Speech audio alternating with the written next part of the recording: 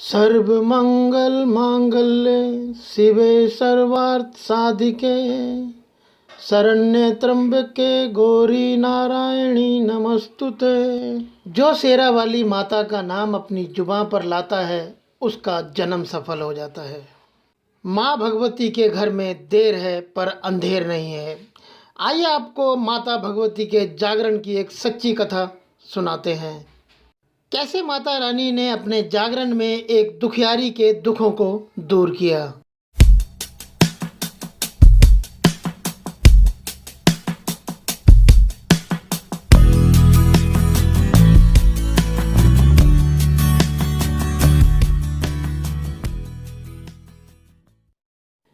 माता रानी की एक सच्ची भक्त जो हर साल माता रानी के नवरात्रे बहुत ही श्रद्धा के साथ रखती थी। उसकी एक छोटे से गांव के गरीब घर में शादी हुई। शादी के कुछ दिन के बाद ही उसके घर में माता रानी की कृपा से एक बेटे का जन्म हुआ।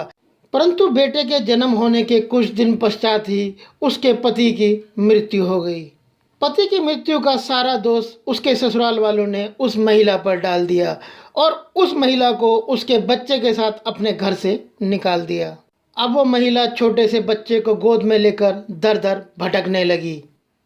एक स्थान पर जाकर उसने आसरा लिया और घर घर जाकर लोगों के बर्तन मांजती, कभी मंदिरों के बाहर बैठकर प्रसाद लेकर अपने बच्चे का पेट भरती और अपना पालन पोषण करती।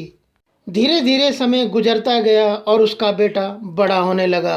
तब उसने एक दिन ध्यान दिया कि उसके बेटे को वो कुछ भी कहकर पुकारती है तो उसका बेटा उसकी तरफ नहीं देखता है। तब उसे समझ में आया कि शायद उसका बेटा उसकी बातों को सुन नहीं पा रहा है। उसने डॉक्टर के पास जाकर उसका चेकअप कराया। तब डॉक्टर ने बताया कि आपका बेटा बहरा है, ये जन्म से ही सुन नहीं सकता है। इतनी बात सुनकर उस महिला के सारे हौसले टूट गए और वो वहीं पर रोने लगी। लेकिन उसे फिर भी माँ भगवती पर पूरा भरोसा था। वो अपने बच्चे का पालन पोषण करने लगी। हर साल माँ भगवती के नवरात्रे आते तो वो पूरे नवरात्रे रखती और जैसे तैसे पूजा करवाती। ऐसे ही धीरे धीरे समय गुजरता गया और उसका बेटा और बड़ा होने लगा। तब उसने ध्यान दिया कि उसका बेटा अब कुछ भी बोल नहीं पाता है। वो कोई भी बात अपने बेटे से करना चाहती है लेकिन उसका बेटा उसका जवाब नहीं दे पाता है। वो फिर से अपने बेटे को डॉक्टर के पास लेकर गई। तब डॉक्टर ने बताया कि उसका बेटा बोल भी नहीं सकता है। तब उस महिला को पता चला कि उसका बेटा जन्म से ही गूंगा और बहरा है। अब माता रानी की उस भक्त के सारे हौसले टूट चुके थे। अब वो फूट फूट कर रोने लगी और माँ भगवती को कोसने लगी कि पहले आपने मेरी एक गरीब घर में शादी कर दी, मुझे बेटा तो दिया लेकिन बेटा देने के साथ साथ आपने मेरे पति को मुझसे छीन लिया। अब मेरे पास एक ही सहारा था मेरे जीवन को जीने का, वो भी आपने गूंगा और बहरा बना दिया। मैं हर साल से जब से होश संभाला है आपके नवरात्रे रखते आई हूँ। मुझे पूरा विश्वास है कि आप मेरे दुखों को एक दिन जरूर दूर करेंगी। माँ शेरा वाली को वो रात दिन इसी तरीके से कोसती रहती थी। एक दिन स्वप्न में माँ शेरा वाली ने उसे दर्शन दिए। वो महिला माँ शेरा वाली को देखते ही गुस्से से क्रोधित हो गई और ज़ोर ज़ोर से माता रानी पर चिल्लाने लगी कि मैंने जब से होश संभाला है तब से मैं आपके सारे नवरात्रों के व्रत रखती आई हूँ। मेरी हमेशा से ही आप पर पूरी आस्था है, लेकिन आपने मुझे कष्टों के सिवाय कुछ भी नहीं दिया। मेरे पति को भी आपने इतना जल्दी छीन लिया। मुझे एक पुत्र दिया, वो भी आपने गूंगा और बहरा बना दिया। आप कैसी माता हैं, आपको अपने भक्तों का कुछ भी ध्यान नहीं है। तब माँ भगवती ने कहा कि ये सब इंसान के कर्मों का नतीजा है। तुमने जो कर्म किए हैं उसका फल तुम भोग रही हो, परंतु आज तुम्हारे दुखों का अंतिम दिन है। कल से तुम्हारी सारी दशा बदलने वाली है। तुम्हारे दुखों का अंत होने वाला है। कल तुम पता करना तुम्हारे घर के नज़दीक में किसके घर में जागरण हो रहा है और उस जागरण में अपने पुत्र को लेकर पहुंच जाना। इतना कहकर माता रानी अदृश्य हो गई। अब सुबह होते ही वो महिला अपने पुत्र को लेकर गांव में जगह जगह घूमने लगी और लोगों से पता करने लगी कि यहाँ पर किसके घर में जगराता है। पूरे गांव में घूमते घूमते उसे दूर एक स्पीकर में आवाज़ बजती हुई सुनाई दी। वो भागी भागी वहाँ पर पहुँच गई। वहाँ पर जाने के बाद उसे पता चला कि आज रात को इस घर में जगराता होने वाला है। बस इतना पता चलते ही वो महिला अपने पुत्र को लेकर उस जागरण में दिन में ही बैठ गई और शाम को जगराता शुरू होने का इंतज़ार करने लगी। ठीक रात को 9 बजे जगराता शुरू हो गया और ज़ोर ज़ोर से स्पीकरों में आरती और भजन बजने लगे। जगराता शुरू हुए 3 से 4 घंटे का समय गुजर चुका था।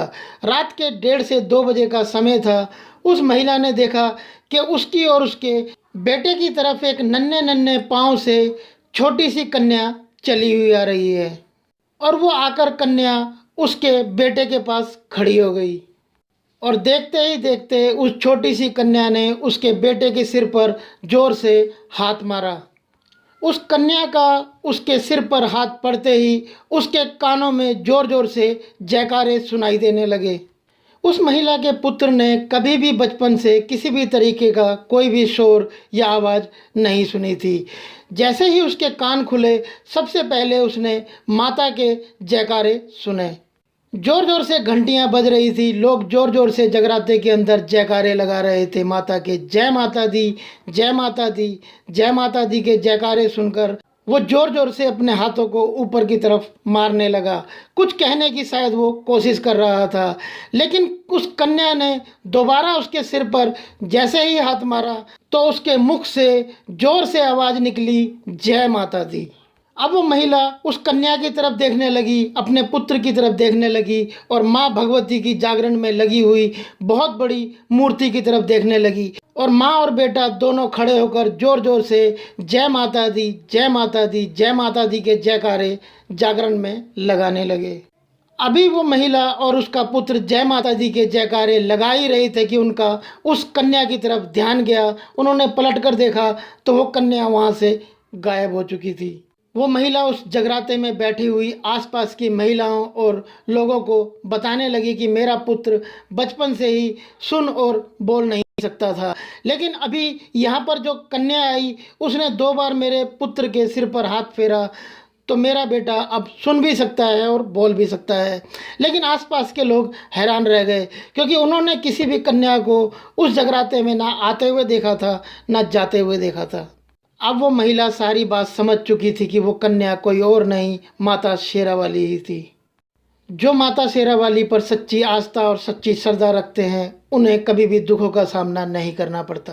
आशा करते हैं आपको माँ शेरावाली की ये सच्ची कथा जरूर पसंद आई होगी। यदि आपको ये कथा पसंद आई है तो इस वीडियो के नीचे कमेंट बॉक्स में जय माता दी लिखना बिल्कुल ना भूलें और इस वीडियो को लाइक करें और शेयर करें अपने दोस्तों के साथ व्हाट्सएप और फेसबुक पर। यदि आपने अभी तक शर्मा जी की वाणी यूट्यूब चैनल को सब्सक्राइब नहीं किया है तो नीचे लाल वाले सब्सक्राइब के बटन को प्रेस कर चैनल को सब्सक्राइब कर लें।